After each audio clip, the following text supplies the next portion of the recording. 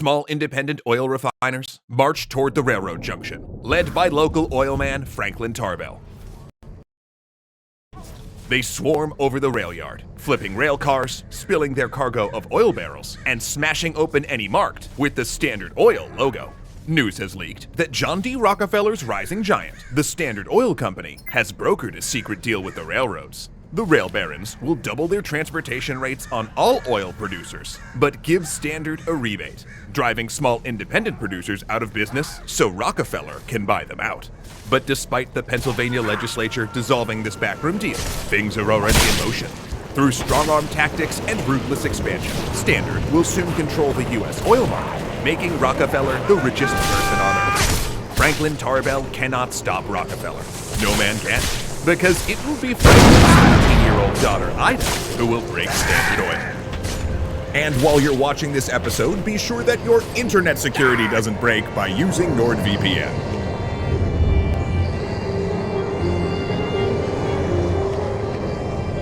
By the turn of the 20th century, a few massive corporations, often called the trusts, due to the corporate structure they were organized under, dominated American life. From railroads to meat to steel and oil, trusts strangled competition and wielded more political power than many senators and governors.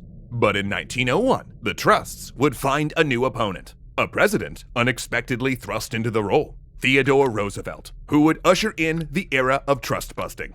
Yet the story of trust busting doesn't begin with him, because while Roosevelt disliked the monopolies to take on such powerful business interests, he would need massive public support for action. Public support that would not come from Washington, but from a magazine office. The offices of McClure's Magazine, New York City, 1901. In the 31 years after her father fought Standard in Titusville, Ida Tarbell has come a long way. She's now 44 years old and an editor at the prestigious magazine McClure's. One of the few American women with a science degree, she became a specialist in writing about technical topics like public works and the military, as well as blockbuster serialized biographies of Napoleon and Abraham Lincoln. But as Tarbell and her research assistant shuffle through contracts, corporate documents, legislative transcripts, and interviews, it's quickly becoming clear that this next story will be her biggest yet. A history of the Standard Oil Company, its rise, and its misdeeds. A series so dangerous that Tarbell's father warns her not to do it. In fact, the magazine's funding has already been threatened by a Rockefeller-owned bank. But Tarbell practices a new kind of journalism, one that relies on public documents, legislative import transcripts, and verifiable facts, in addition to interviews. It's so new that the discipline doesn't even have a name yet, though today we call it investigative journalism. Now, the magazine decided to look at Standard because, unlike the rest of the press, it had a single owner and will be an easier story to tell. The history of Standard will provide a window into how these companies control American commerce. And Tarbell's first task is looking at the earliest days of Standard Oil and its founder, John D. Rockefeller. Born in upstate New York in 1839, Rockefeller grew up in financial insecurity. His father, Doc Rockefeller, was a con artist who masqueraded as a doctor, selling fake cures on the road.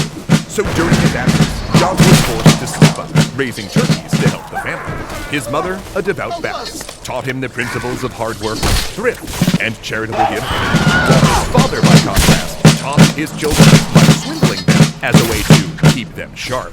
In fact, once, Doc Rockefeller held out his arms, urging young John to jump from a high chair into the ground. Then, when John took the leap, Doc just let him fall. Never trust anyone completely, he told his son, even me. Doc ditched the family when Rockefeller was 16, disappearing from public record. Young John became a bookkeeper to support the family, and then by age 20, had gone into business for himself, branching into refining oil with several partners. But by 1870, he'd pushed said partners out and took control of what was now dubbed Standard Oil. America ran, specifically kerosene, which lit homes in a way that was cleaner and more efficient than whale oil. And that was exactly how Rockefeller liked things, clean and efficient. And as Tarbell researches his methods, she finds herself impressed, indeed even admiring Rockefeller. He was a major innovator, because at the time when refining was often only about 60% became usable as kerosene, while much of the rest were flammable byproducts that they dumped into rivers and lakes, making them occasionally catch on fire. your summer off right this Memorial Day weekend with free treats for the whole fam at Bob's Discount Furniture. You can save big and style your summer staycation with the season's hottest styles, consumer reports, recommended mattresses, decor, and more, all available with flexible financing to fit your budget and fast, friendly delivery. Oh my Bob! So come down or visit mybobs.com and save big this Memorial Day weekend. But Rockefeller turned many of these byproducts into lubricants, chewing gum, paint, and even figured out that one of the biggest waste products, gasoline, could fuel his factory machinery. And while Tarbell applauded these innovations, her admiration didn't extend to Rockefeller's business practices. He expanded aggressively, buying out his competitors. And if they didn't take his offer, he'd undercut their prices and dive rivals into unprofitability before purchasing the ruined corporations. And this was a thing he didn't just do to rivals, but also friends who'd helped him get started in business. He also began to expand vertically, buying barrel makers, oil producers, distributors, lumber companies, and chemical manufacturers, so he could control every part of the supply and distribution chain. And eventually, he would invest in pipelines, so Standard could stop paying railroads and move its product more efficiently. Rockefeller also had, let's say, a strange feeling about capitalism and money. He looked on his mission to expand Standard as almost a divine calling. In his mind, he was making the oil market more efficient and costs lower. He treated employees well and rewarded those who took his buyouts. But if they resisted, he bankrupted them without mercy, often via secret deals. It was God's will, he believed, for the strong and well-run to conquer the weak and inefficient. In 1872, Standard bought 22 of its 26 rival oil producers in Ohio within 3 months, an event remembered as the Cleveland Massacre. And it was only the start. For within a decade, Standard would control 90% of the U.S. oil market and about 85% of the global market. As she begins to write, Tarbell reflects that she does not begrudge Rockefeller's success or even Standard's growth. It's the tactics she considers unfair. Standard offering products at such a discount that competition was forced to sell and become part of it. The backroom deals, bribery of public officials. Tactics like the South Improvement Company, the entity formed in order to facilitate the secret deal between Standard and the railroad companies that put her father out of business. She finds a book about Pennsylvania's investigation of the deal in the New York Public Library, the only remaining copy after Standard destroyed the rest. She gathers details from legislative minutes and lawsuits, turning rumor into fact, forming a picture of the Southern Improvement Scheme and uncovering evidence that even after the deal fell apart, Standard continued to collude with the railroads to get anti-competitive rebates on shipping its products. But she finds more than that. Crossing the country, she talks to grocers driven out of business by Standard. Standard employees would come threaten them, saying that if the grocers refused to switch to Standard products, the company would open a rival store, and they would follow through, offering such discounted goods that no grocer could survive. She also charted how Standard's reorganization as a trust in 1885 actually circumvented antitrust laws.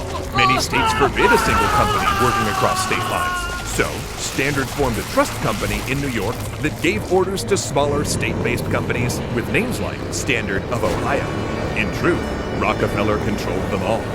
But Tarbell had an odd ally in understanding Standard, Henry Rogers, the trust's vice president. Believing the articles will be complimentary, he granted her access, answering every charge she made, helping her understand Standard's perspective. However, when the article is published, he would not like what she had to say, because she'd learned far more than Rogers knew, and she learned it from an unusual source. 1904, New York City. Tarbell can see the man is nervous. He wants to leave. He stammers out a story about a kid he teaches in Sunday school, an office boy at Standard headquarters, the one who burns documents. Except when the boy saw his teacher's name on some of the papers, rather than putting them in the furnace, he brought them to him instead. The man you see is also a small-time oil refiner. Tarbell opens the man's briefcase and sees a stack of papers, price lists, train tables, distribution routes, all with dates and amounts.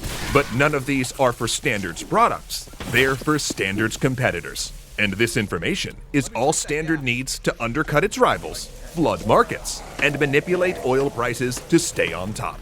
It's hard evidence of something that Tarbell has suspected for years. Standard bribes railroad agents to provide data on its competitors' shipments. Rockefeller isn't preternaturally good at reading the market. He's just running a nationwide espionage network. And it's this revelation that will win her the support and attention of a new fan, President Theodore Roosevelt.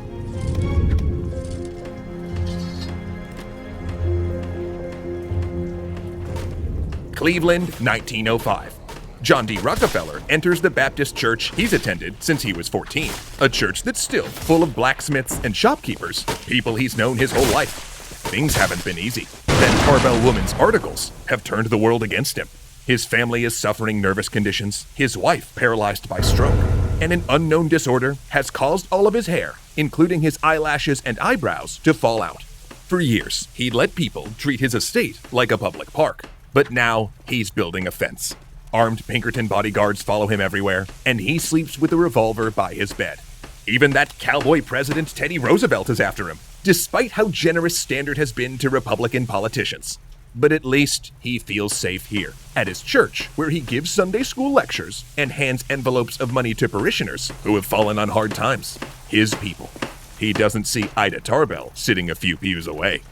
Ida Tarbell's series, A History of the Standard Oil Company, ran in McClure's magazine until 1905, and it completely changed public attitudes about trusts and big business. Granted, when the big trusts like Rockefeller's Standard Oil and Andrew Carnegie's U.S. Steel were built in the 19th century, they had caused a great deal of controversy within their industries on a state-by-state basis, but that anger and mistrust was unfocused.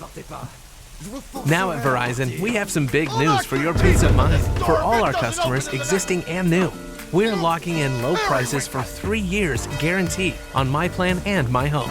That's future you peace of mind. And everyone... The business structures of these trusts were, often intentionally on the part of the trust, difficult for the public to understand.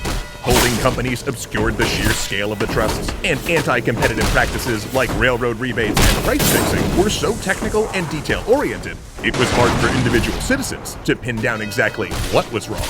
Sure, there had been some legislative action on Standard, such as in 1892, for example, when the state of Ohio managed to use antitrust laws to separate Standard of Ohio from the rest of the company. But corporate reshuffles or protracted legal battles often blunted even these small victories. But now, Tarbell exposed how a network of 250 companies, many related to Byzantine business, controlled everything from the price consumers paid for vegetables and alcohol to working conditions and hours across multiple industries. More importantly, though, it presented this information cleanly by centering the investigation on Standard, the one trust owned and controlled by a single man. This kept the story comprehensible and gave the readers a central character to rally against. In fact, often, she described Rockefeller and Standard as if they were the same entity, even after he had retired to focus on charity. And she decided to close the series with a 2-part personal sketch of Rockefeller himself, which is where the usually reserved Tarbell let the venom flow. Describing him in church, she wrote that he looked like a living mummy, hairless and reptilian, powerful yet nervous, a ruthless king terrified of assassins who might be in his midst. But in actuality, Rockefeller was not the broken man Tarbell suggested. Even as his family suffered under the public strain, Rockefeller kept playing golf and running his charitable foundation. Granted, getting annoyed whenever a prominent religious organization turned away a donation of his as tainted money, still he stayed silent, believing the controversy would only grow if he dignified it with a response. It grew anyway. Tarbell's series sparked a national sensation. She exposed family secrets, like that Rockefeller's father, Doc Rockefeller, had fled New York with the family after being indicted for rape. A scandal that only deepened when her research assistant caught wind that Doc was still alive, living under an assumed name. So now finding Doc Rockefeller also became a brief national fixation, with publishing magnates Joseph Pulitzer and William Randolph Hearst dispatching reporters as far away as Alaska to try and find the man. However, by the time they did, he was already dead. His poor widow, not realizing her marriage had been bigamous, and her husband's son, the richest man in America, had buried him under the assumed name of Livingston. With that minor side quest completed, the concepts of trusts and their impact on American life began becoming topics discussed at porches and town halls across the country due to Tarbell's articles. After decades of unfocused discomfort over monopolies, there finally seemed specific charges to answer and the political will to do something about the trusts. A public mandate that was a godsend to America's new president, Theodore Roosevelt. A reformer and longtime critic of trusts, Roosevelt had unsuccessfully attempted to pass anti-monopoly legislation in the past as governor of New York. But keep in mind, this was an era of the political machine, where party bosses held sway over elected and appointed officials in a dirty system of patronage and reward, which of course current society in America could never relate to today. Conservative Republicans in New York, plus the Democrats of the Tammany Hall machine, had hamstrung Roosevelt's progressive agenda, stonewalling his attempts to clean up state politics and enact antitrust laws. Because Republicans were the party of big business, and both they and the Old Guard at Tammany regularly took bribes and campaign contributions from Standard, specifically so they would kill unfriendly legislation. Indeed, the reason Roosevelt had been nominated as vice president in the 1900s was that New York Republicans that they could get Roosevelt and his progressive campaign out of New York politics. President McKinley was sure to win re-election, they reasoned, meaning Roosevelt would be neutralized in a subordinate role with little power. It worked. For a while. Because 5 months into McKinley's term, an anarchist shot and killed him. And Roosevelt could suddenly use the power of the executive branch to go after the trusts. So in February of 1902, 9 months before Carvel's first Standard Oil article even appeared, Roosevelt took his first swing at the trusts. His target was the Northern Securities Company, a holding company created by the two largest rail competitors in the Midwest and West Coast, with financing by banking titan J.P. Morgan and Rockefeller. Their goal was to control all of the rail lines between the Great Lakes and the ports of the Pacific Northwest, a monopoly that, as we saw with Standard, could grant a huge amount of power to set prices and control commerce. Roosevelt's weapon was the Sherman Antitrust Act of 1890. A rarely used piece of federal legislation which had been passed after a number of massive corporate mergers in the 1880s. The Sherman Act gave the federal government power to break up any organization or contract found to be restraining trade and had mostly been used against unions. Roosevelt instructed the Justice Department to sue and break up Northern Securities as an illegal combination. And when the department followed through, Northern Securities then appealed the decision and entered a protracted court battle. Now, Roosevelt had gone out on a limb for that fight, particularly because a significant part of his own party were pro-business and financially dependent on the trust heads. In fact, a group of conservative Republicans even revolted against him, openly plotting to nominate one of their own in the 1904 election and make this cowboy the one-term president. It was a bruising political season for Roosevelt. Actually, quite literally in a way, because, fun fact, while all this was going on, he'd also taken up a form of stick fencing that regularly left him with black eyes, welts, and cuts on his hands, but that's beside the badass point. Because he was not done, he was just getting started. That year, he personally intervened in a coal miners' strike, mediating between the miners and J.P. Morgan to strike a bargain that raised wages for limited hours, but with the participation of a union. And then in 1903, with the swell of support from articles, he moved on a much more ambitious set of bills. He wanted to create a Department of Commerce and Labor with an investigative agency called the Bureau of Corporations that would monitor and inspect companies for antitrust violations. In addition, he wanted to give more power to the already existing Interstate Commerce Commission and pass a law preventing railroads from giving rebates that diverted from published rates. All of this would give him the tools to go after the trusts on a broad scale. Congress was not cooperative. Republicans tried to prevent the proposal from coming to a vote, and many Democrats, including Roosevelt as pro-Trump, felt he didn't go far enough. But both parties said there simply wasn't enough time in the spring congressional session for this discussion. So Roosevelt used the vote on. He threatened to call a special session, which would keep the congressmen going on.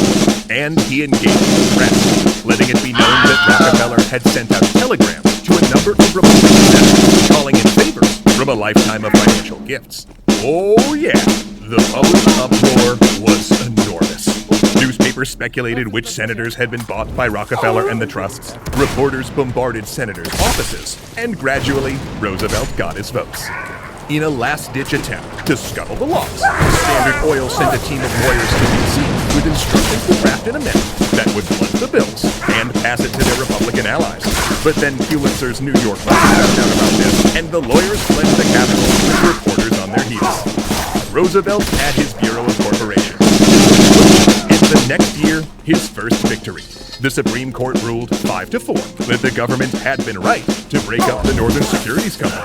The era of trust busting had begun, and John D. Rockefeller would become the richest fugitive in America.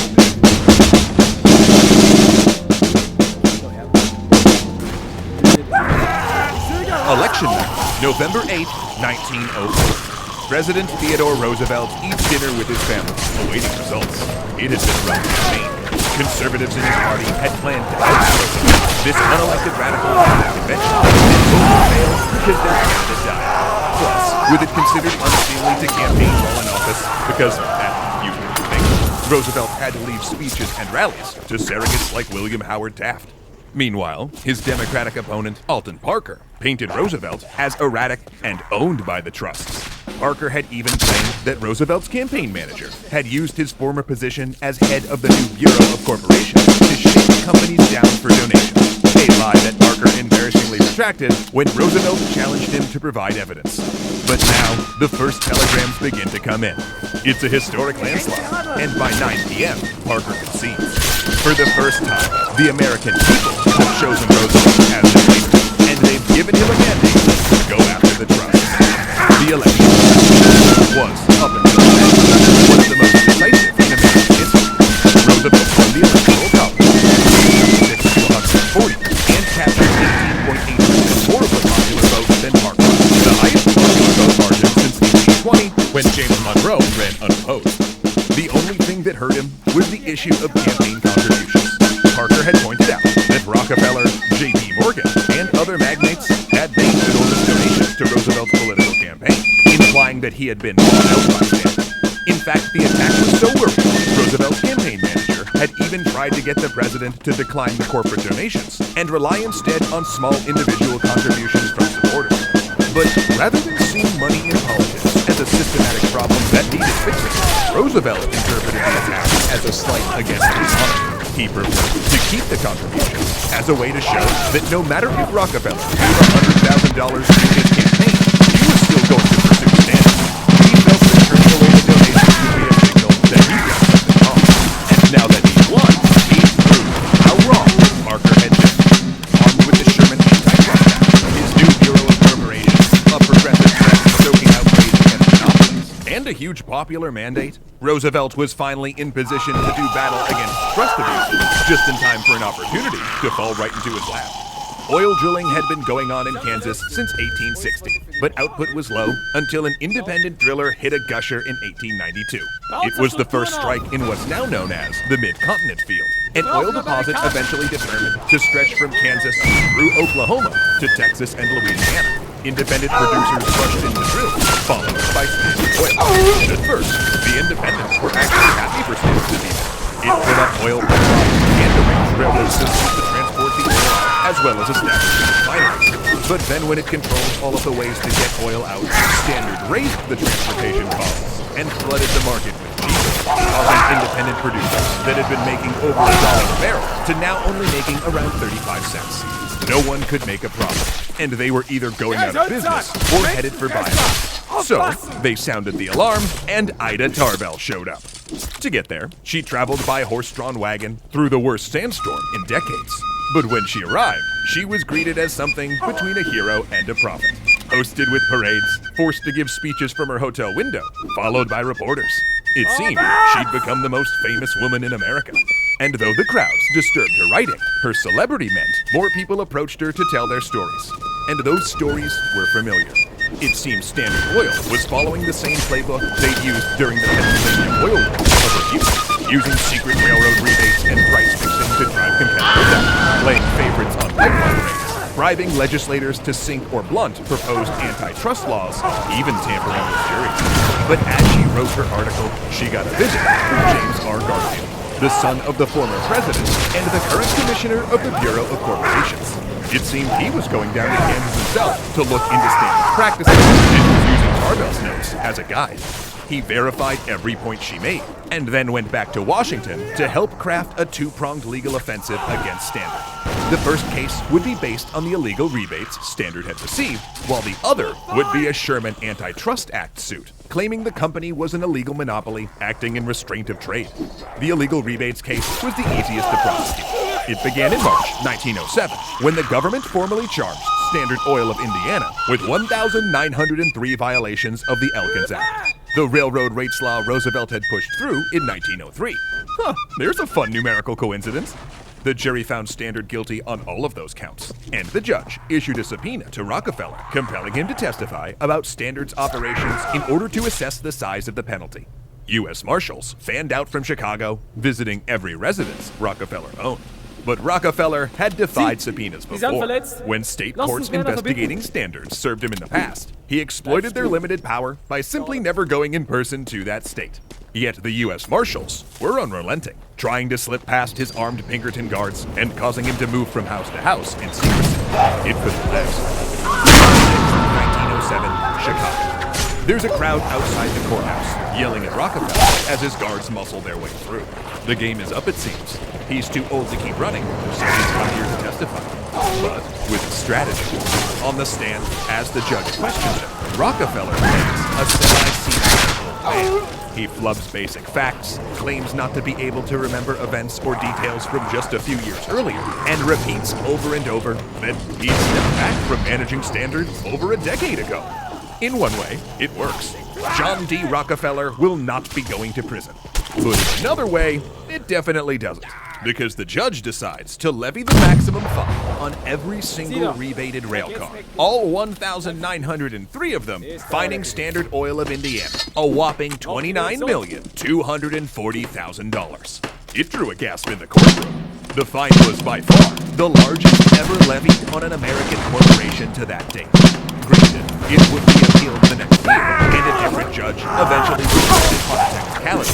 But just the fact that a judge has actually ruled against the truth and in World War I, because they could now win in this video. And the hits kept coming. WGU has a ton of resources. That really allowed for flexibility for me. I had a bunch of credits and they transferred over, and because we can accelerate, I finished very quickly. With WGU, you can start whenever. Learn more today. In 1908, newspaper magnate William Randolph Hearst read out a series of letters he'd obtained where the vice president of Standard, John Archibald, sent multiple $15,000 checks to a senator and discussed antitrust legislation. Not a good look. Meanwhile, the Justice Department prepared its second case against Standard. It took years and 20,000 pages worth of supporting documents. But in 1909, the U.S. government sued Standard of New Jersey, the parent company of Rockefeller's empire. The Justice Department claimed that Standard was an illegal monopoly that used anti-competitive means, like rebates, price fixing, undercutting, secretly operating companies claiming to be independent, and espionage against competitors to restrain trade. The U.S. government won. And when Standard appealed to the Supreme Court, the U.S. government won again in an 8-1 decision, with the one dissenter essentially saying the decision didn't go far enough. The judgment meant that Standard Oil would be broken up into 34 companies. Rockefeller got the news of the breakup by television while he was on the golf course with a priest. It wasn't a surprise by then, and Standard had been preparing a game plan. Rockefeller turned to the priest and said, "If you have any money, buy stock in Standard Oil." Then he went on to shoot the best golf game of his life. And Rockefeller was right. As the breakup happened, forming 34 baby Standards, the company's stock went through the roof. And Rockefeller personally owned 25% of Standard. It quadrupled his wealth, making Rockefeller the first ever billionaire and probably at the time, the richest man on earth. And the Standard of yesterday became the companies we all know today. Standard of New Jersey became Esso, and after another merger, Exxon. Standard of New York became Mobil, Standard of California became Chevron, and Standard of Indiana became Emco.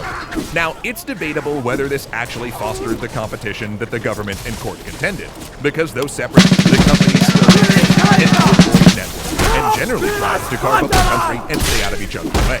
And in recent years, some like ExxonMobil have even begun to recombine. Though none have the power or reach Standard did in its heyday. But though it was arguably an incomplete victory, a victory it was, and not the last. Because when Roosevelt first saw that landmark $29 million fine overturned by the courts, he realized the judicial branch could not take on the trusts alone. After all, Rockefeller and his ilk could always hire the best lawyers. No, to strike the trusts where it hurts, you would need legislation. And he knew exactly who he needed to target. The ones at the center of the illegal rebates. The railroads. Choo-choo.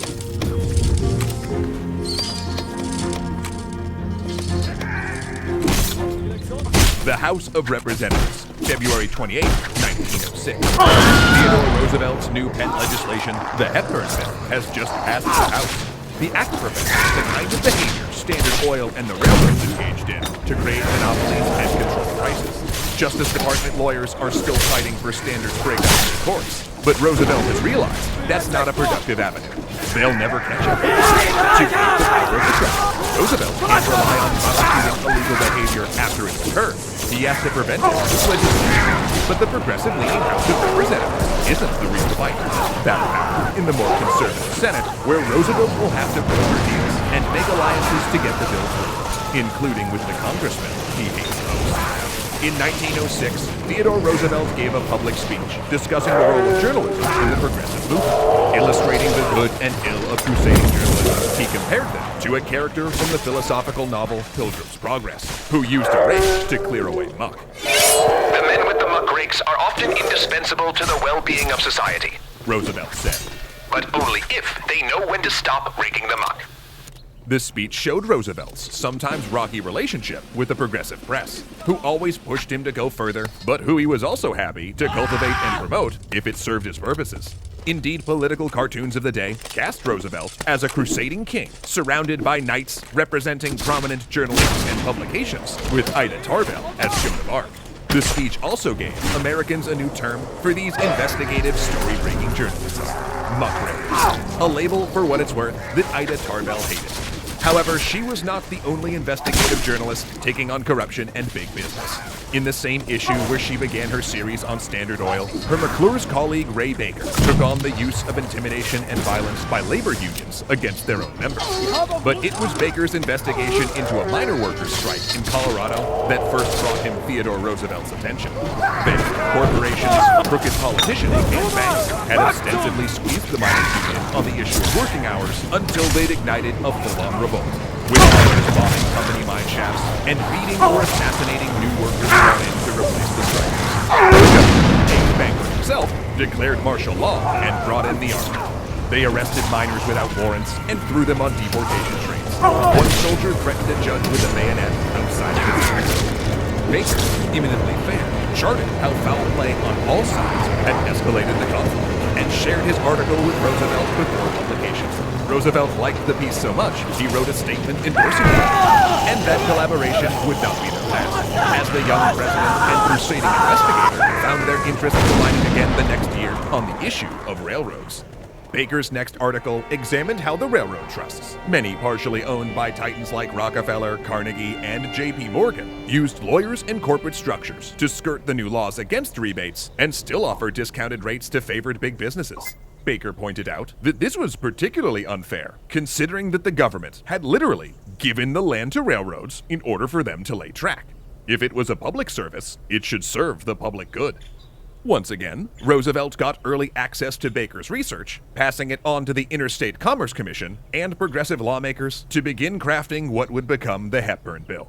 Now, without getting too technical, the Hepburn Rate Act, named after the man who introduced it, would empower the ICC to regulate railroad shipping rates in the interest of leveling the playing field for businesses small and large. Going beyond rebates, the Hepburn Bill allowed the ICC to look at railroad companies' books and made it illegal to give out free passes to other companies' goods.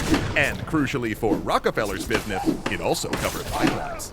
It passed the House of Representatives, where progressive Republicans were a major force, without amendment, and barreled on to the Senate, where it hit a brick wall, because there was one group that did not want this to pass: the conservative wing of Roosevelt's own Republican Party, many of whom had taken campaign contributions and personal free passes from the railroads. Chief among them was Republican leader Senator Nelson Aldrich, who was well known for killing progressive legislation that would impact big business. Having previously monkeyed with tariff rates to fleece the sugar trust, he also personally owned part of Rhode Island's trolley system until earlier that year he sold it to a railroad trust for an enormous profit.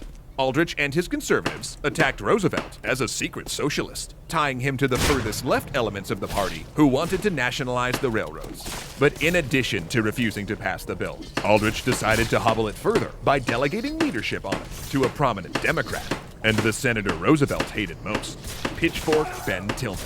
Now, it's really hard to understate what an odious figure Benjamin Tillman was. Called Pitchfork Ben for his fiery speeches, Tillman rose to prominence during the fall of Reconstruction, when he led a paramilitary terrorist militia called the Red Shirts in a campaign of ballot box stuffing, voter intimidation, and murder against South Carolina's black community. A vocal proponent of the idea that African Americans must either be subservient or exterminated, he was for decades the most open white supremacist in Congress. And just for the record, in 1906, that's really saying something. He and Roosevelt loathed each other. In 1901, Roosevelt invited African-American educator Booker T. Washington to formally and publicly dine with the Roosevelt family at the White House, the first time a black man had done so.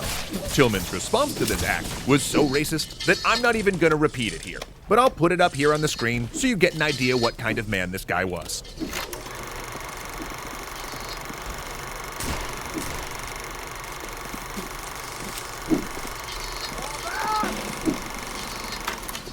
Their relationship deteriorated further the next year when Roosevelt withdrew Tillman's invitation to a White House dinner after he'd punched a fellow senator on the floor of Congress.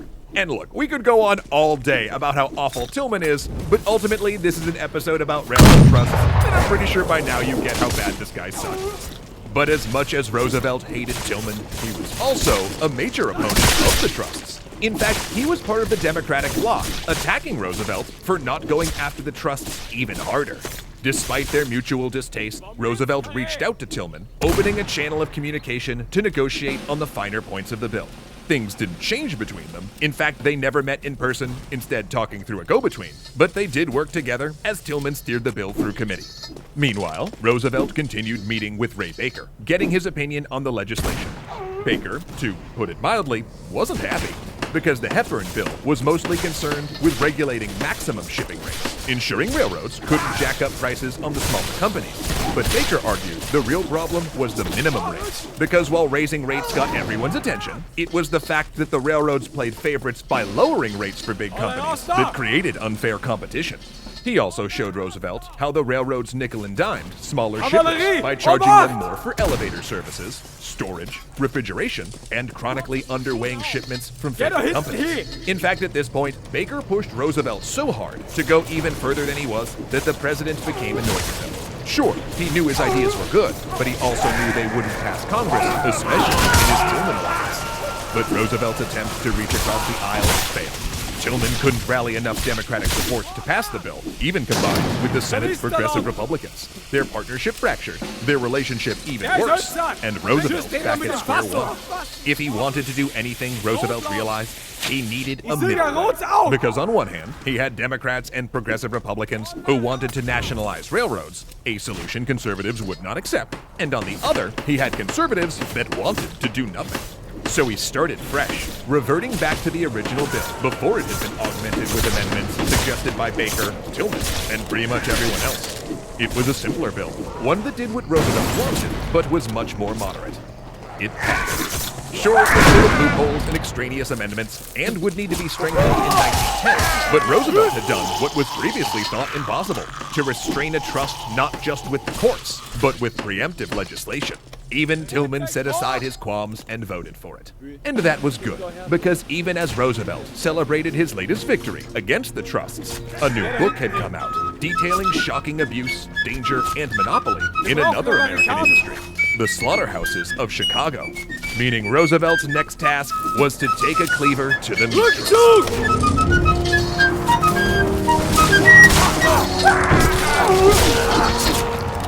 Chicago, Illinois, 1904. Upton Sinclair has realized that, provided he carries a lunch pail, he can go basically anywhere, blending in with workers while walking the floors of Chicago's infamous slaughterhouses and packing plants, watching men work industrial meat cutters and grinders.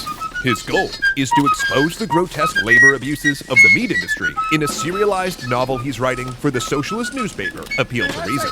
He sees workers lose fingers to saws and subsequently lose their jobs and financial security, witnesses the mistreatment of the largely Lithuanian immigrants working the factories, hears stories of men falling into meat grinders, minced with the meat, and sees foul droppings and diseased meat swept off the floor and put into sausages.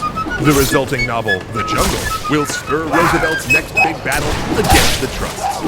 Despite being labeled a socialist by his conservative Republican rivals, Theodore Roosevelt in actuality had little regard for socialism. In fact, he was largely pro-business. Much like Ida Tarbell, he didn't particularly care how large the trusts got, provided they did it honestly. Actually, it could be argued that his reputation as a radical trust buster is undeserved, since he didn't really bust most of the trusts he went after. He was really more of a trust regulator. In fact, Roosevelt didn't believe trusts were inherently bad, and he often admired the charity work undertaken by captains of industry like Rockefeller and Carnegie. And anytime someone proposed actual socialist policies, like nationalizing the railroads, Roosevelt generally ran in the other direction because he disliked socialism and socialists. And as a result, was skeptical of Upton Sinclair's claims when he first read The Jungle, particularly since Sinclair's novel ended with a heavy-handed scene of the protagonist attending a socialist meeting as a way to lecture and convert the reader. Despite that, he invited Sinclair to the White House to talk about the book and the conditions in the meat plants. Of course, he thought Sinclair was exaggerating and even referred to him as a crackpot. But if just a third of what Sinclair claimed was true, then that meant there was something very wrong in the nation's meat industry. The picture of poverty, exploitation, and the revoltingly unhygienic practices painted in The Jungle was so viscerally upsetting to the public that both domestic and international orders for American meat dropped by half. So despite the reaction, Roosevelt dispatched a group of his most trusted government officials to inquire about plant conditions. Surprise inspections, which the Meat Trust unfortunately got wind of and went on a 3-week sanitation campaign. But even that wasn't enough. When Roosevelt received the subsequent report, he was shocked to discover that Sinclair had not lied about factory conditions. They discovered unbelievable filth.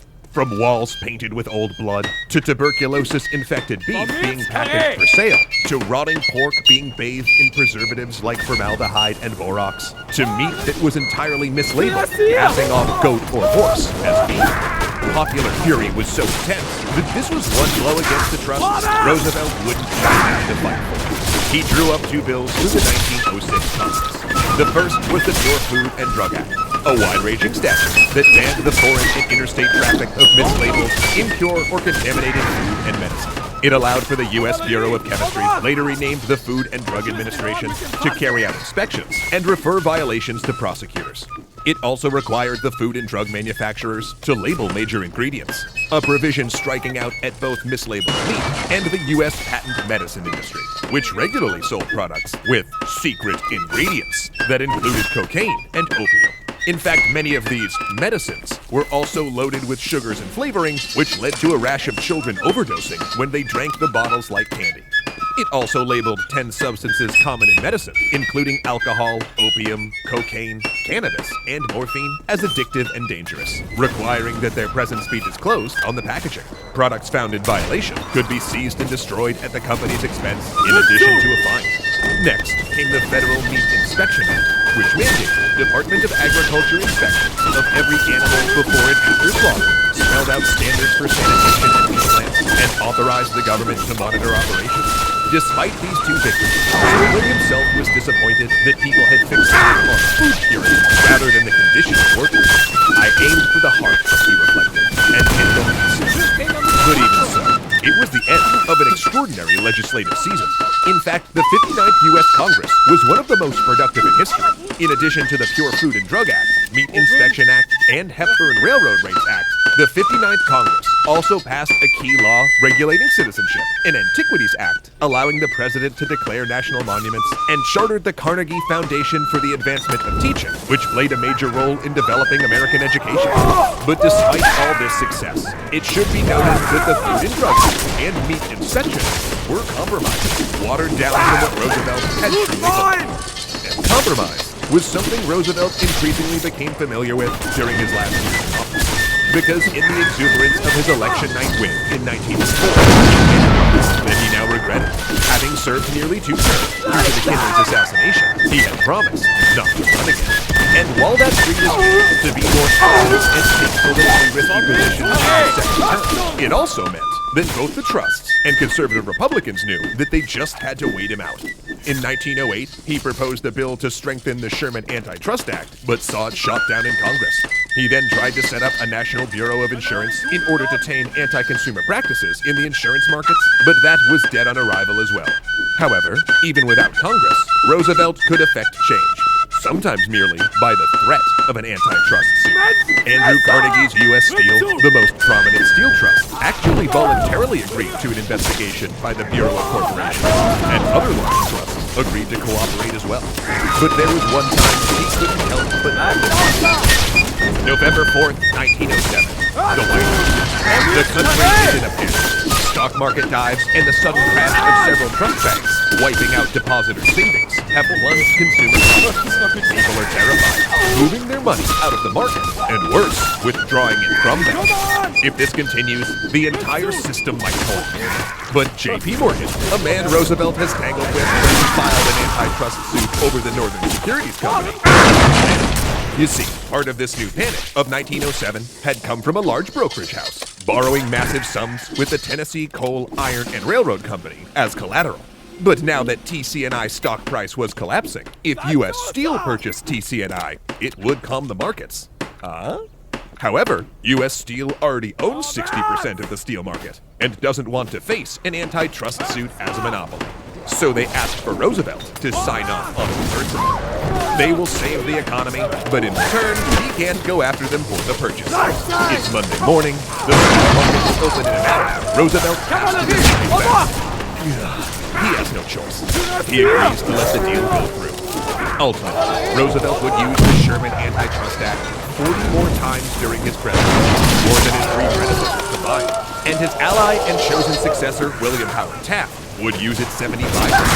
But while Roosevelt's battle against the trusts has become legendary, the results themselves were more than silly. As we mentioned previously, the breakup of Standard Oil, his biggest victory, may not have actually led to much more competition. In the 1920s, when Ida Tarbell wrote a retrospective article on Standard's breakup, she pointed out that over a decade later, the competition that the government had hoped to create hadn't yet materialized. Maybe, she suggested, it would take another decade for the results to truly begin to show. Indeed, in our modern day, we can actually see parts of Standard recombining via merger, with Exxon and Mobil joining forces. But it's important to note that even these megacorporations only have a fraction of the power Standard once had, particularly because they fear antitrust suits. Breakups are rare, but in 1982, AT&T was forced to divest itself of the Bell telephone system. A 1999 case came close to breaking up Microsoft, and as we wrote this series, the Justice Department filed an antitrust suit against Google, and the Federal Trade Commission, the successor to Roosevelt's Bureau of Corporations, filed another against Facebook. Which just goes to show that even a century later, the big questions of Roosevelt's era still live on. Should the government provide a check on unrestrained capitalism? How can Congress regulate when its members are financially tied to companies? And what role does the press play in all of this? Because while Theodore Roosevelt gave us the tools to act if warranted, the question of when to act is still up to us. And today, these questions and those tools continue to evolve, both on a national level and with our own personal choices, right? For instance, in the modern era of internet everything, one tool that has become hard to live without is a VPN that gives you reliable protection against a new generation of bad actors and threats. The best of which I have found at this point being NordVPN, and there is a few reasons for that. To start, Nord is easy to use, just one click and you're protected online, shielding you from malware, trackers, and ads. And is fast. One of the fastest VPNs on the planet. Actually, we lack the speed of VPNs that kept me away from it in the first place before Nord, but now that is not a problem at all, which dovetails nicely into something that happened to me recently. See, I was traveling when the finale of Daredevil Born Again aired, and I was worried I wouldn't be able to see it where I was. But since I could use Nord to connect to an IP back home, I was all set to find out what Kingpin was up to before the internet spoiled it for me. Speaking of crime, however, it also notifies you if someone scraped your credentials and put them on the dark web, which is always nice to know. And since NordVPN has apps for all major platforms, my one account can protect up to 6? That's the number of fingers I put up devices. Plus, they use next generation encryption, and they never track or share what you do online with anyone, which is something we love to see because it is something no one will ever see. So for protection, privacy, and a great deal on NordVPN, all you gotta do is use our code nordvpn.com/extrahistoryvpn, or, oh, you watched a YouTube video before. But when you do that, you will get a huge discount on a two-tier plan, plus an exclusive 5 bonus months of extra next-generation protection, all with a 30-day So head here to protect yourself with all the perks of NordVPN, and then once you're secure, check out the next episode.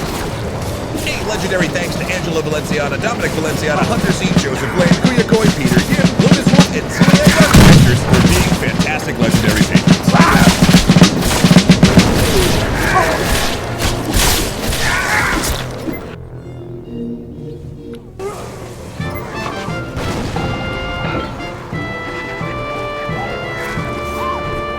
Sumer, 4,000 years ago, the woman recites a hymn to the goddess Ninkasi as she works. Ninkasi, it is you who water the earth-covered malt. The noble dogs guard it even from the royals. It is you who soak the malt in a jar. It is you who spread the cooked mash on large reed mats. It is you who holds with both hands the great sweet wort, brewing it with honey and wine. You place the fermenting vat, which makes a pleasant sound. A cozy Christmas Eve in Sweden, 1830. A warm glow flows through the peaceful home. A Yule log crackles on the hearth, warming the belly of a lounging cat. Her drowsy eyes blink as she purrs, while 2 children watch her huddle under a blanket. Snow piles up at the windows, and the smell of spiced wine's on the stove. Bang, bang, bang! Someone's at the door. The cat flips over, eyes wide, as the father of the children walks to the source of the clatter. He turns the knob, and the piece shatters. Horned figures rush into the house, howling and singing. Men wearing animal skins and goat skulls. Pagan chaos unleashed on Christmas. By their merry yells, they sound half intoxicated. One then leaps up on the table and bleats, "Meh," as the others descend on the house's sweets and mulled wine. The children shriek. The cat yowls and scrambles under a table. Then the biggest goat holds out a present? Wait, what? Much toasting then commences, and when it's over, they depart one stronger. For the father of this house has now joined them, donning his own skins and mask, becoming part of the ancient spirit of Scandinavian Christmas, the Yule.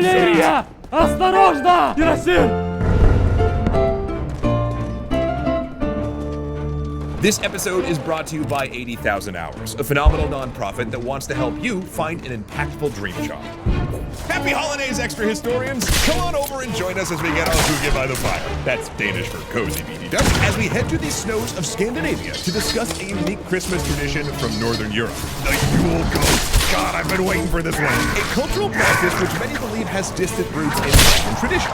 However, we should be a little cautious here, because while it's often assumed that the Yule Goat, along with other holiday symbols like Krampus or Christmas trees, have a pagan origin, we should note that there's no direct chain of evidence for it. There are strong thematic similarities for sure, but we can't definitively prove a link. And of course, then there's the fact that many of these symbols have been Christianized for 1,500 years, which makes their origins even more fun.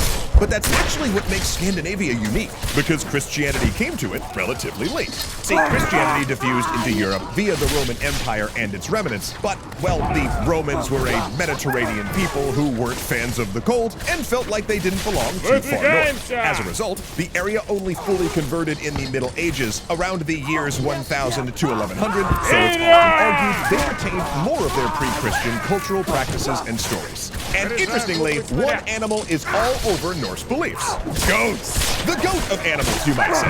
They are everywhere, from stories of sacrifices and feasts to mythology, something we know a little bit about. And for this next part, I'll put on the beanie for old time's sake. In Valhalla, a goat is said to stand, chewing the leaves of an enchanted tree, shooting vast quantities of mead from its udders. It was this magical tit alcohol that kept the dead heroes of Valhalla super buzzed through their eternal war/feast/keg party. Similarly, two enormous goats pulled Thor's chariot, and feature in a story where Thor, while traveling, stopped overnight with a family. Wanting a feast, he killed his goats to be roasted, but he instructed the family that the skins must be flayed, stretched, and none of the The next morning, Thor raised his hammer and resurrected both goats. Yay! But then found one was limping.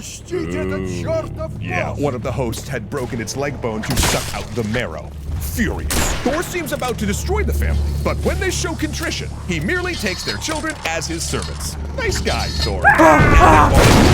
To connect this story with its themes of feasting, celebrations, and resurrection, with the fact that Scandinavian Christmas is infested with goats. The theory goes that goats had a prominent place in pre-Christian midwinter celebrations, and that this was incorporated into Christian winter celebrations. Which, I mean, like, maybe? Look, it's possible, but this theory is really more about vibes than evidence, and we haven't done our first episode of Extra Vibes yet, so there it is. Though, let's be clear, that does not stop the top-tier goating about during Scandinavian Christmas. The most prominent appearance being the Yule goat decoration, a straw animal tied with ribbons. Today, they're made in all sizes, used as decorations on Christmas trees and front doorsteps. Heck, they're so common that some years you can even buy them at IKEA. Canonically, where vibes go to die. I love my kludge. Traditionally, though, these Yule goats were made from the last sheaf of grain as a symbol of the harvest being complete, and they're probably related to similar corn dollies made at harvest in England, then buried in the sowing season. Because remember, these areas are heavily related due to the Viking expansion, which you can learn more about in our complete series here. While mostly decorative, these also used to be part of an elaborate winter prank game. Someone would make a large Yule goat, say the size of a dog, and then hide it around their neighbor's house, perhaps on their roof or in the backseat of their car. The victim, startled, would then be required to hide the goat for someone else. And this tradition of using Yule goats as a form of prank has mutated into a bizarre legacy involving the most famous straw goat, the giant Yule goat erected annually in Gävle, Sweden. First erected in 1966, the Gävle goat has graced the town square since, but only 16 times has it survived to Christmas. Every other year, vandals and pranksters have destroyed it. Well, basically because it's flammable and people think it's funny. Most years it's a straightforward lighter situation, but as authorities have tried to prevent it by chemically fireproofing the goat or soaking it with hoses so it's One year, it was hit by a car. Another year, two vandals dressed as Santa and a gingerbread man shot it with a flaming arrow. Another year, a security system outfitting the area with cameras was taken offline in a hatch before it was burned again. And in 1985, it was burned despite being guarded by soldiers. Please keep in mind, this is expressly illegal. Burning the goat carries a hefty fine and even jail time. Yet people still do it. And as a result, the Gävle goat has become a world famous tourist attraction, which probably is for the best since Gävle's early on is connected to one of Sweden's nastiest witch hunts. But it isn't all straw goats, you know? Until the early 20th century, as we mentioned at the beginning of this episode, the visit your house. This was known as Yule King. It was a sort of competition of wassailing in the street. Yule walkers would come by the house to sing and perform, and in return receive food and drink.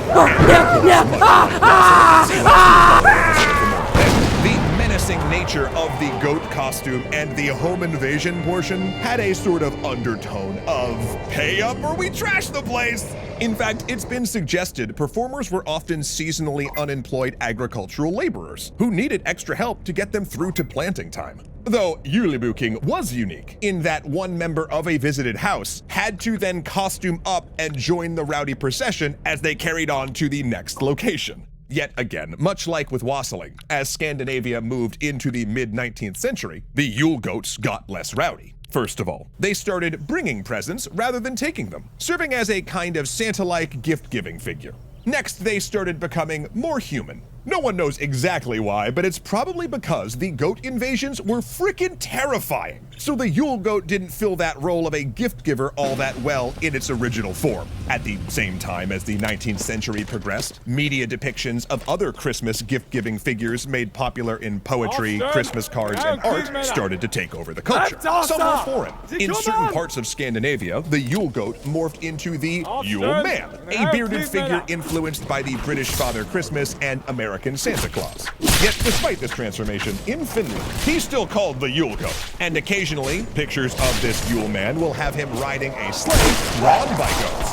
It's all tied together. In other countries, some gift-giving duties were passed on to folkloric elf-like creatures called Nisse in Norway and Tomte in Denmark, said to be household sprites that take care of plots of land. Often portrayed in Christmas cards and wooden dolls, sometimes riding goats. These creatures have become cuter in the last century, as well as adopting the red pointy hat from Santa Claus. I mean, look at them, they are pretty adorable. Which is just kind of super neat, right? Here we have winter traditions that may stretch all the way back to before written records, which have stuck around long enough to be shaped by Victorian moralism and mass media. Again, these are possibly ancient pre-Christian symbols that have survived so long that you can buy them at IKEA, which Rob has done. It sits beside his Krampus ornament, Miso figures, and Yule lad. Though he is still holding out for that Catalonian poop log. Those things are apparently hard to come by in Hong Kong. Maybe we can get him one in the mail.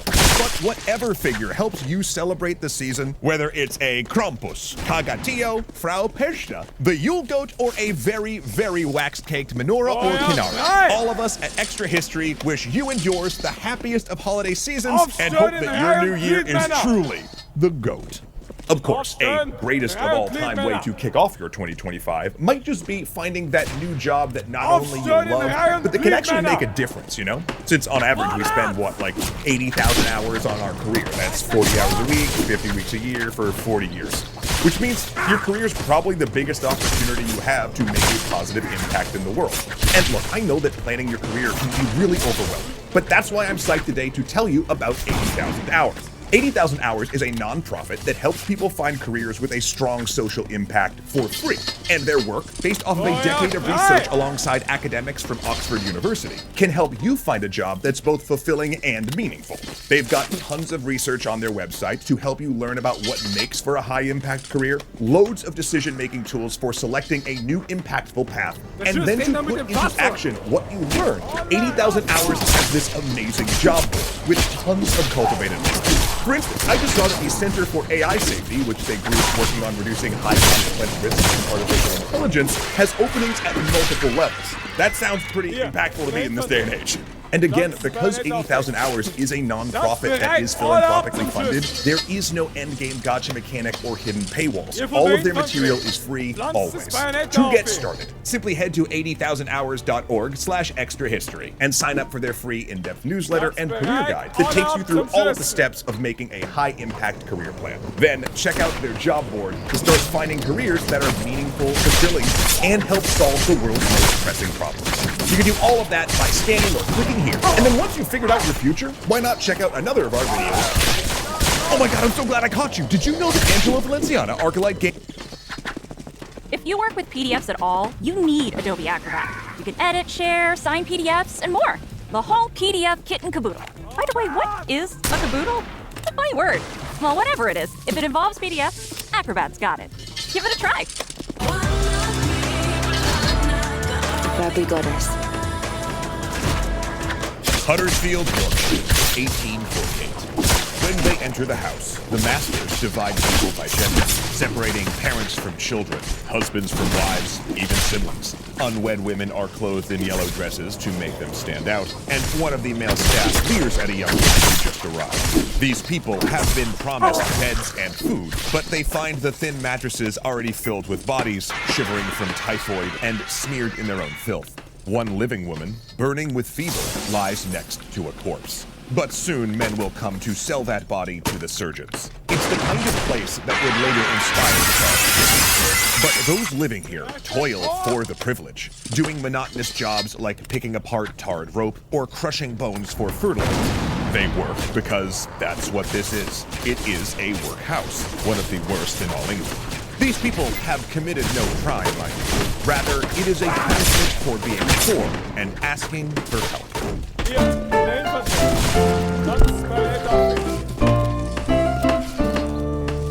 Thanks so much to Give Directly for making this extra history episode possible. What they do is deliver your donations as cash to people in need, empowering them to escape poverty. But more on that after the episode. Poverty has, by some theories, always existed. Even the New Testament recorded Jesus as saying that the poor will always be with us. And that was largely where it stood for 1,000 years, with poverty considered simply a fact of life. Some people were just poor. And as a Christian, it was part of your moral imperative to give direct charity to the less fortunate in order to relieve their suffering, especially if they were your neighbors. But in the early modern period, ideas about poverty and charity began to change. The poor were increasingly looked at as morally inferior, lazy and dependent, and that they should show they were deserving of subsistence-level support. This change was partially due to the French theologian John Calvin, who helped detail the concept of predestination, that in God's omnipotence, he already knew which people were going to heaven. It also followed that you could, to a certain extent, guess who those people were by looking at how living Christian values led to success. Now, mind you, that's a huge theological oversimplification, but that's also kind of the point. Complicated ideas often get abridged and misinterpreted when they filter into the public consciousness. And even though Calvin himself pushed back on the idea that wealth was a sign of moral virtue, it was almost inevitable that someone would draw that conclusion. And if wealth did indicate divine favor, what was poverty an indication of? Maybe it was an indication you weren't working hard enough. Maybe your business would do better if you were, I don't know, smarter? You can see how, particularly in a frontier environment like the English colonies in America, where survival depends heavily on individual effort, this might take root. Though that didn't mean that Calvinists like people avoided charity altogether, especially in small settlements like the rural villages. Charity in the form of almsgiving and food donations continued. However, it was usually individual. These small communities knew who needed help and why they did. They were sick, a harvest had been poor, a family breadwinner had died, and knowing that, acted accordingly. Charity was extremely personal. But it was the kind of charitable system the English government decided to set up with the Poor Laws, an Elizabethan attempt to assist the poor through legislation. It was essentially a decentralized effort to address poverty by having landowners donate to the local parish, who would then distribute those funds to the deserving poor. This generally meant the elderly, orphans, disabled, and anyone temporarily out of work due to the seasonal needs of agriculture. Many of those able-bodied poor would just do whatever they could, scraping by growing crops on great or through traditions like this, which you can see in our Christmas episode for more on that. Women might take in hand-weaving work or other small at-home jobs in the mercantile economy, manufacturing parts of goods, and once a year, glean the landlord's fields, picking up bits of wheat that had fallen during the harvest. While this did institute changes, the local nature of the Poor Laws had a certain humanity to them. The aid was given by a local clergy who knew their parishioners and who were in need. And need was the only requirement. Except even as the Tudors tried building charity into law, economic changes were about to overwhelm the Poor Laws system just as it was getting its footing.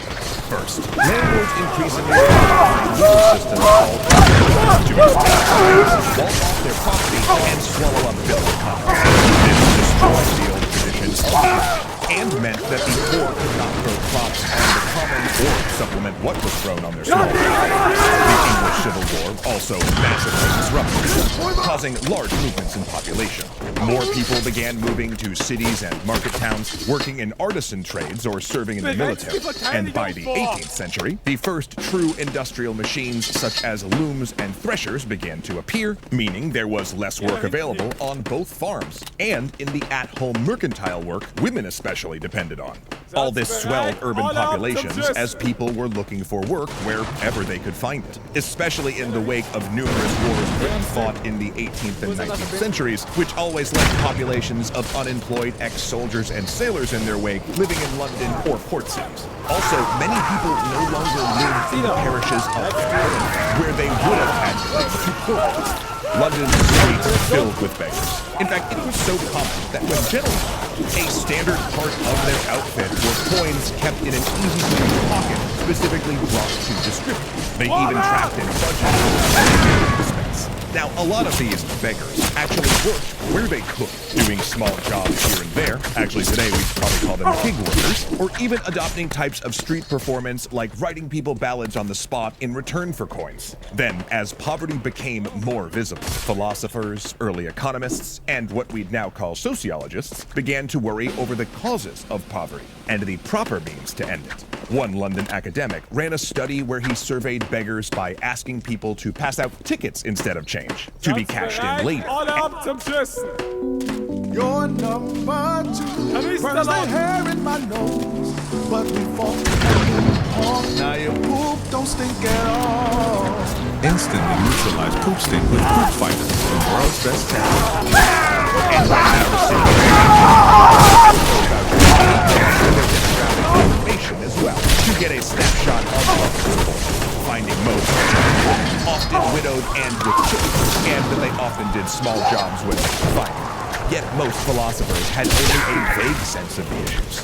Thomas Malthus thought the problem was overpopulation, that there were more mouths to feed due to the poor having too many children. Others thought the poor were not needed, and that the problem was charity itself. With roughly 10 to 15% of the population relying on parish support, they believed the poor had become dependent on aid.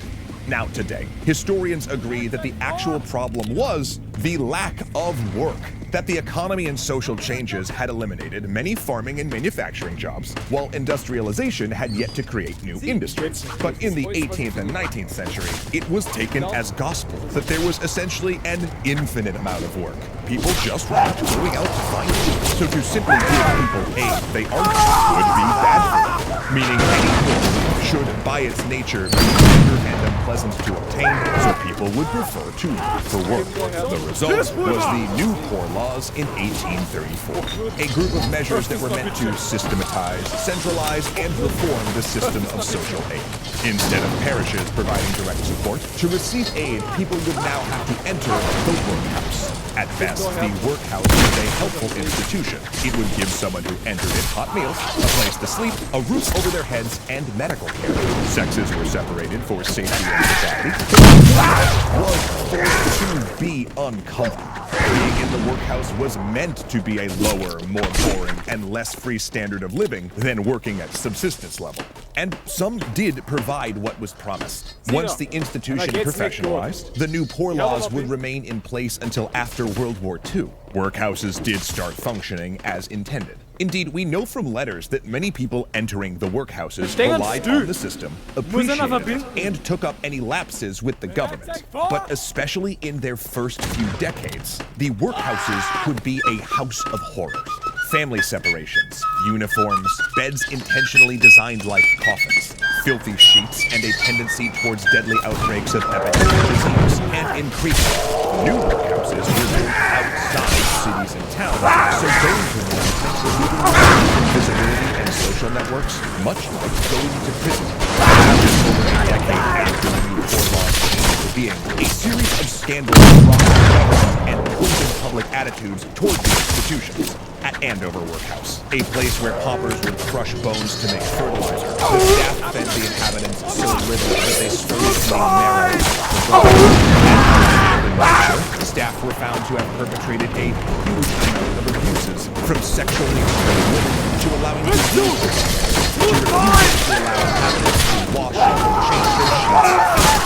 And while these examples are extreme and out of the ordinary, the cruelty was to a certain extent the point. The government wanted the workhouse and the New Poor Laws to be the last resort. In fact, this worry about idleness became so pronounced in the Victorian era that some prisons actually installed treadmills or hand cranks that did nothing, yet that prisoners were required to work on, so they were not being housed and fed for free. Yet by making the conditions so dehumanizing, the British government had not only created a fear of getting public aid, but also encoded a deep shame in people. And this fear of dependence would carry on to horrifying policies during the Irish Containment Affair, which you can read in our series here.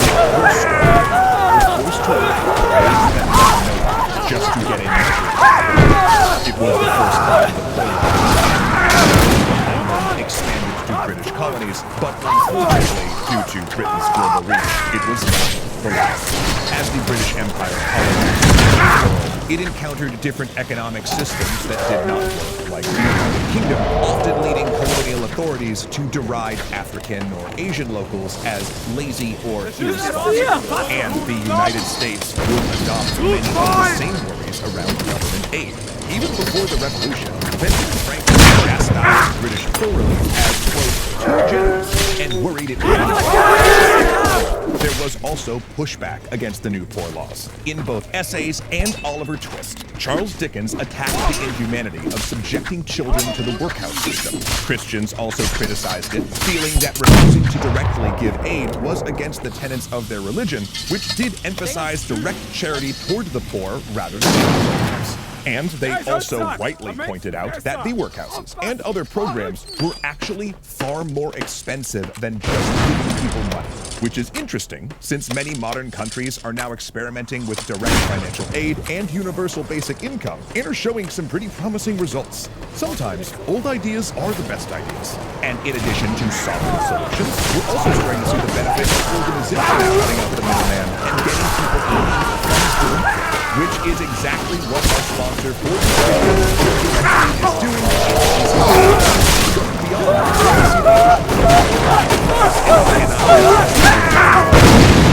directly to the people born in extreme poverty that need it with